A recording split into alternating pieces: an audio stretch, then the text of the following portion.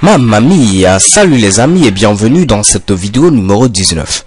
Alors dans cette vidéo, on va voir tout simplement comment modifier un article.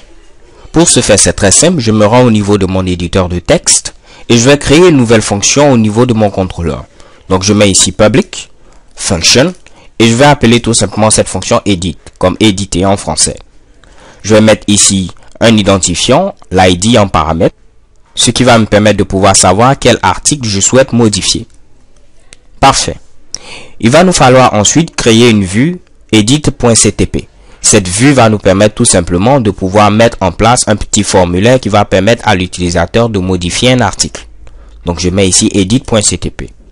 En grosso modo, ce sera quasiment la même chose que nous avons au niveau de add.ctp. Donc je copie ce Mitsubishi et je vais coller également au niveau de edit.ctp. À la seule différence qu'il faut ajouter le champ ID.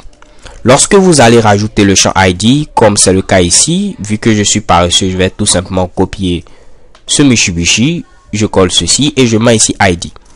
En mettant ici ID, cela va permettre tout simplement à CakePHP de savoir qu'il ne s'agit pas tout simplement d'un ajout d'article, mais plutôt d'une modification. Donc je mets ici le champ ID et je vais ajouter encore d'autres paramètres, comme ici le type. Je vais mettre ici type et je mets ici hidden. Cela va permettre tout simplement à CakePHP de savoir qu'il ne faut pas afficher ce champ. Je modifie ajouter l'article par plutôt modifier l'article.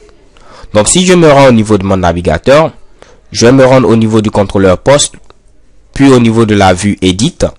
Lorsque j'actualise, bam, j'ai ce résultat. J'ai mon titre qui est présent à ce niveau et le contenu. Mais pour l'instant, rien ne se passe, puisque je n'ai pas mis par exemple ici même un identifiant d'un article, par exemple ici 1. Donc rien ne se passe pour l'instant. Donc pour pouvoir gérer ce qui va se passer, je viens au niveau de mon contrôleur et on est parti. Première des choses, je vais vérifier d'abord s'il y a un identifiant.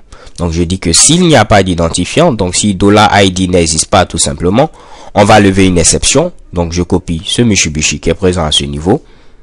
Je vais le coller comme ceci. On lève donc une exception de type not found exception et je mets ici tout simplement article invalide. Donc une fois qu'on a pu faire ce Mitsubishi, je vais également essayer de retrouver l'article par son identifiant.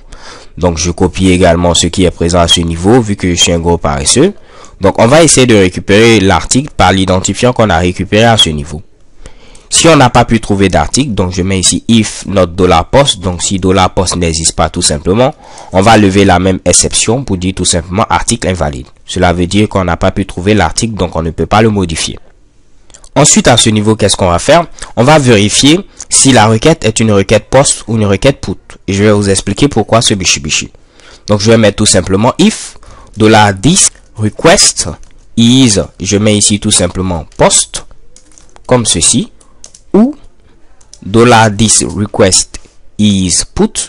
Cela va permettre de savoir si oui ou non il s'agit bel et bien d'une modification. Donc si vous voulez vérifier s'il s'agit d'une modification, vous mettez tout simplement $this request is post ou $this request is put. Alors que si c'était tout simplement un ajout, comme vous l'avez vu, on a vérifié tout simplement si la requête était de type post. Mais pour une modification, il faut également vérifier si la requête est de type put. Donc si tel est le cas, qu'est-ce que nous allons faire? Premièrement, je vais fixer l'identifiant. Donc je mets ici this post ID. Je vais le fixer avec l'identifiant qui a été fourni tout simplement ici en paramètre. Ce qui va permettre de faire en sorte que toutes les modifications qui vont être tout simplement apportées vont être relatives tout simplement à cet article. Donc je vais essayer d'enregistrer l'article. Donc je copie également ce Mitsubishi que j'ai tout juste en haut. Donc si on a pu enregistrer l'article, je vais mettre ici cette fois-ci article modifié. Donc je mets ici article, oups, je mets ici modifié avec un petit point d'exclamation. Et ensuite on redirige l'utilisateur vers la page d'accueil. Dans le cas où on n'a pas pu modifier l'article, donc on met erreur lors de la modification cette fois-ci de l'article. Donc erreur lors de la modification de l'article. Donc si je viens à ce niveau, j'essaie d'actualiser, automatiquement je vois que je n'ai pas d'erreur à ce niveau.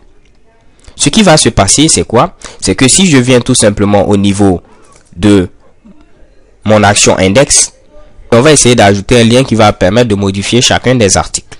Donc je viens au niveau de ma vue index.ctp et là je vais copier tout simplement ce que j'ai à ce niveau avec mon fameux TD. Je vais le coller comme ceci Et pour le lien, j'aurai comme libellé tout simplement modifier. Donc je mets ici modifier. Et cela doit nous rediriger vers le contrôleur post, mais cette fois-ci vers l'action edit. Et on va passer également en paramètre l'identifiant de l'article en question. Donc si je viens à ce niveau, j'essaie d'actualiser.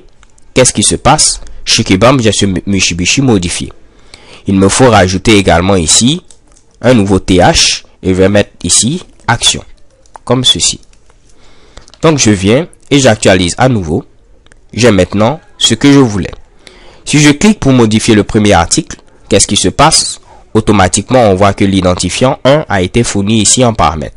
De même, si j'essaie de modifier le second article, chez Kebam, on voit que l'identifiant a été fourni en paramètre. Cette fois-ci, c'est l'identifiant 11. Donc, l'idée, c'est que lorsque je clique pour voir ce premier article, automatiquement, les champs sont pré-remplis. Donc, je me rends au niveau tout simplement de mon contrôleur.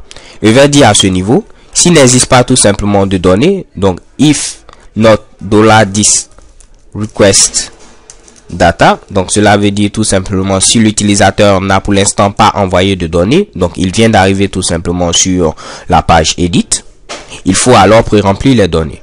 Donc je vais pré-remplir les données tout simplement avec ce que j'ai récupéré au niveau de mon article à ce niveau $post. Donc je mets ici $10 request data reçoit tout simplement $post. Donc si je viens à ce niveau, j'actualise. Qu'est-ce qui se passe? Automatiquement, on voit que les champs sont pré-remplis avec les données de l'article concerné. Si je modifie tout simplement ce lorep imsum par ceci est mon premier article et que je clique sur modifier l'article, qu'est-ce qui se passe? Automatiquement, j'ai ici article modifié et lorsque j'essaie de voir le contenu de mon premier article, on voit bel et bien que ce contenu a été modifié et je vois apparaître ici, ceci est mon premier article.